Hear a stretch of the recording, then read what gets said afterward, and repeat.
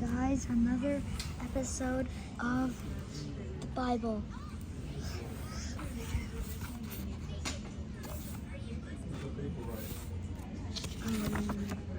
Airport right now, and also last time we were reading Noah's Ark. Today we're going to read a promise to Abram. And as you can see, there's the time right there. People begin to forget God, on whom all things depend.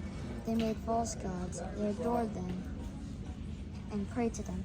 But God did not destroy them as he had done in the deluge. Instead, he chose from the family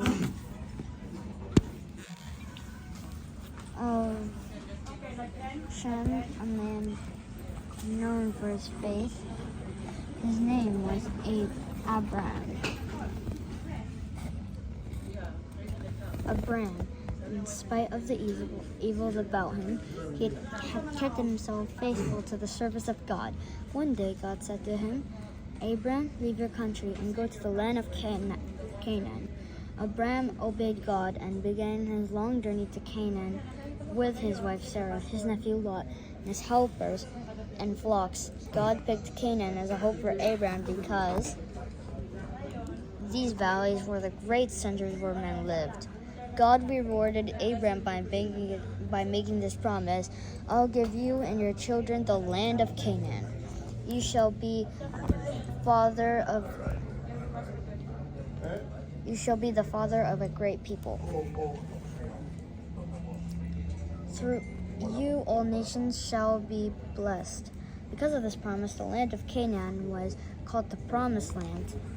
We now call it Palestine.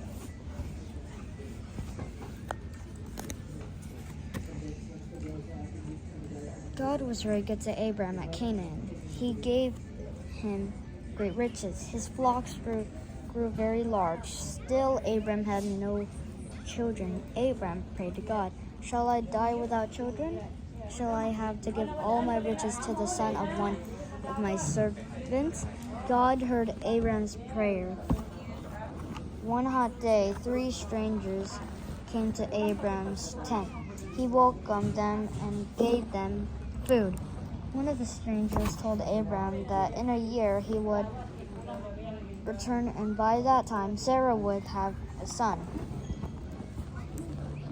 Inside the tent, Sarah heard this and laughed to herself. "Shall I have a son?" she said, "when I am old and my husband is also as old?" One of the strangers said to Abram, "Why did Sarah laugh?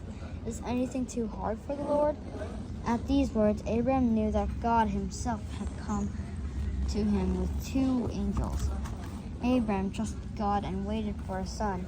One day, God said to him, "From now on, your name shall be Abraham, because you shall be the father of many nations. I will keep my promise and give you a son. I will bless him. He shall be the father of kings and nations. You shall name him Isaac." In these words, God had in mind not only Isaac, who was born not long after, but also the Messiah. Isaac was to carry on the promise, and his son Jacob was to do the same, and his family after him until the Redeemer was born. This was the Savior whom God had promised when he expelled Adam and Eve from the Garden of Paradise. He was to make men happy by bringing them back to God's friendship. I guess that's it. Before we go, we are going to read this caption in chapter 6. An angel stops Abraham from killing his son Isaac.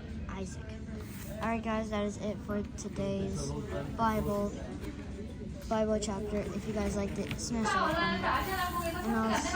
And believing God.